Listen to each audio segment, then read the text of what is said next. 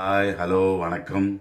இன்னைக்கு கார குழம்புக்கு பவுடர் எப்படி செய்யணும் தெரிஞ்சுக்கலாம் வாங்க. கார குழம்பு பவுடர். கார குழம்புக்கு மசாலா கார குழம்புக்கு போடுறதுக்கு பவுடர் கேட்டிருந்தாங்க. இது இதுலேயே காரம் வருவான்றது நினைக்கக்கூடாது. நம்ம ஆஸ் யூஷுவலாக எப்படி நம்ம குழம்பு வச்சுக்கிறோமோ வச்சுக்கிட்டு லாஸ்ட்டில் இது ஒரு டீஸ்பூன் மேலே போட்டு இறக்குனாலே அந்த ஸ்மெல் சூப்பராக இருக்கும். நீங்கள் இந்த மாதிரி ட்ரை பண்ணுங்க. மிளகாத்தூள் 1 கிலோ மிளகாய், காஞ்ச மிளகாவுக்கு ஒரு 400 கிராம் தனியா ரெண்டும் மிக்ஸ் பண்ணி இந்த மாதிரி பவுடர் அரைச்சி வச்சுக்கோங்க. 1 கிலோவுக்கு 400 கிராம் போதும்.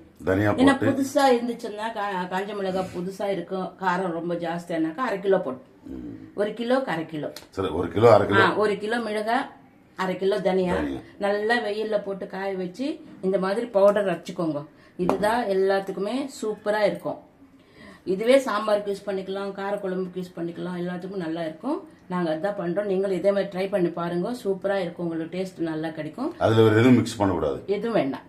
ஏன்னா இங்க பொதுவா மஞ்சள் எல்லாம் பண்ணுவாங்க, அதெல்லாம் வேண்டாம். இது வெறும் அந்த மாதிரி நம்ம இந்த மாதிரி அரைச்சி வச்சுக்கிட்டோம்னா நமக்கு எந்தெந்த சாம்பாருக்கு வேணும்னா சாம்பார் போடுற அப்புறமா கொஞ்சம் யூஸ் பண்ணிக்கலாம். கார குழம்பு வச்சா இந்த மாதிரி பவுடர் யூஸ் பண்ணிக்கலாம். இதுக்கு நான் இப்போ கார குழம்புக்கு என்னென்ன போட்டு நம்ம மிக்சியில் போட்டு அரைச்சி வச்சுக்கலாம். ரொம்ப கஷ்டமானது இல்லை. இதை பார்த்தீங்களா, இது ஒரு 30 கிராம் தனியா இருக்கும், 1 ஸ்பூன் வெந்தயம், 1 ஸ்பூன் சோம்பு, 1 சின்ன ஸ்பூன் மிளகு, 1 ஸ்பூன் சீரகம். இது சும்மா வெறும் கடாயில் போட்டு வறுத்து நல்லா ஆற வச்சு பவுடர் பண்ணி வச்சுக்கோங்க. இது கார குழம்புக்கு யூஸ் பண்ணுறது. இது சாம்பாருக்கு அவங்களே கேட்டிருந்தாங்க ஒருத்தர், மேடம், அவங்களுக்காக இன்னைக்கு சொல்கிறேன். இது கார குழம்புக்கு ஃபர்ஸ்ட்ல சொன்னது. இந்த 3 ஐட்டம் சாம்பாருக்கு பார்த்தீங்களா, தனியா, கடலைப்பருப்பு, வெந்தயம். இதில் மிளகு சீரகம் சேர்க்காதீங்க.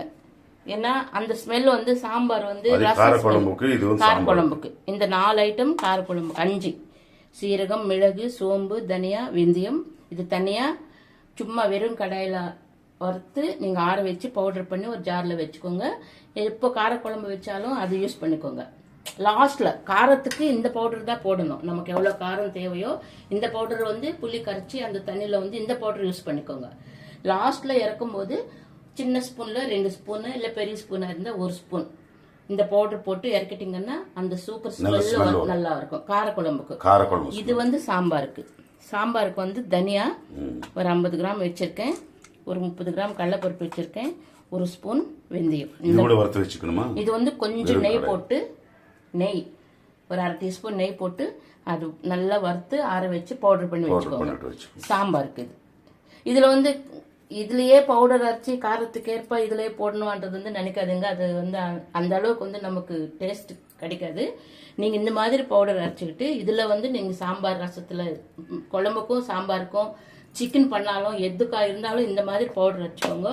மிளகாத்தூள் சூப்பரா இருக்கும். உங்களுக்கு ரொம்ப காரம் இருக்காது, ரொம்ப கம்மியாவும் இருக்காது, நார்மல் டேஸ்ட் கிடைக்கும். 1 கிலோ 1/2 கிலோ போதும். 1 கிலோ மிளகாய், 1/2 கிலோ தனியா. அதுல மிளகு, சீரகம், மஞ்சள் அதெல்லாம் நீங்க சேர்க்க வேணாம். வெறும் அரைச்சி வச்சுக்கிட்டீங்கன்னா உங்களுக்கு 1 வருஷம் ஆனாலும் ஒன்னும் ஆகாது, நல்லா இருக்கும். நம்ம தான் மஞ்சள் தூள் அதெல்லாம் சேர்த்துக்கிறோம் இல்லைங்களா. தூள் அரைச்ச பிறகு நல்லா ஆற வைக்கணும். ஆற வச்சு ஒரு டப்பால போட்டு வச்சுக்கோங்க. இப்போ இது சாம்பார் பவுடரு. சாம்பார் பவுடருக்கு மட்டும் 1 ஸ்பூன், சின்ன ஸ்பூன்ல 1 ஸ்பூன் நெய் விட்டு பவுடர் பண்ணி வச்சுக்கோங்க. இது மட்டும் வெறும் கடாயில போட்டு இது நல்லா வறுத்த குழம்புக்கு. இது சும்மா கடாயில வெறும் கடாயில கார குழம்புக்கு போடுற பவுடர். இது ஆயில் எதுவும் ஊத்தாம. ஆமா, ஆயில் எல்லாம் இருக்காது, போடக்கூடாது. வெறும் கடாயில நல்லா இந்த மாதிரி சிகப்பா வறுத்துக்கோங்க. நான் என்னென்ன ஐட்டம் சொல்லியிருக்கேனோ நீங்க ஸ்கிப் பண்ணாம பாத்தீங்கன்னா உங்களுக்கு நல்லா புரியும். இதே மாதிரி பவுடர் பண்ணி வச்சுக்கோங்க நைஸா. இது சாம்பாருக்கு தனியா கடலைப்பருப்பு, வெந்தயம், வேற எதுவும் தேவை. இது சீரகம், மிளகு அதெல்லாம் தேவையில்லை. கொஞ்சம் நெய், அந்த நெய்ல போட்டு வறுத்தாதான் நல்லா ஸ்மெல் வரும். இதுல பெருங்காயம் எல்லாம் போட்டு நம்ம பவுடர் வச்சுக்க வேணாம். ஏன்னா நம்ம இப்போ சாம்பார் வைக்கும்போது எப்படியும் நம்ம அதில் பெருங்காயத்தூள் போடுவோம். கட் பண்ணி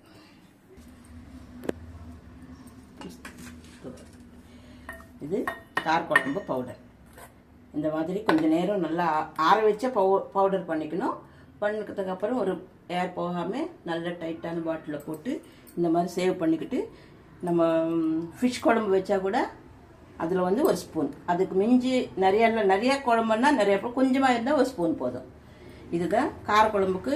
ஆஸ் யூஷுவலாக நம்ம வந்து புளி கரைச்சி குழம்பு இந்த மிளகாத்தூள் உப்பு எல்லாமே போட்டுட்டு என்ன காய் போட்டோமோ காய் போட்டதுக்கு அப்புறம் லாஸ்ட்டில் இந்த ஒரு ஸ்பூன் இறக்கும்போது ஒரு ஸ்பூன் பெரிய ஸ்பூனாக இருந்தால் 1, சின்ன ஸ்பூனாக இருந்தால் 2 ஸ்பூன்.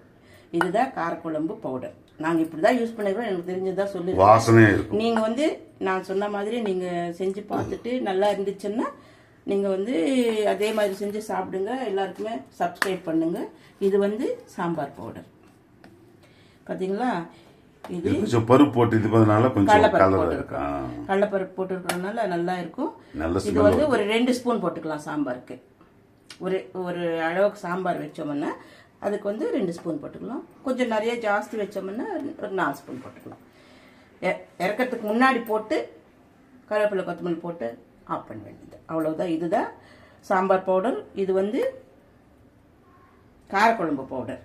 நீங்கள் வந்து ஷேர் பண்ணுங்கள். இதே மாதிரி செஞ்சு சாப்பிட்டுட்டு கமெண்ட் பண்ணுங்கள். எப்படி இருக்குன்றது சொல்லுங்கள். சப்ஸ்கிரைப் மட்டும் பண்ணுங்கள். ஓகே.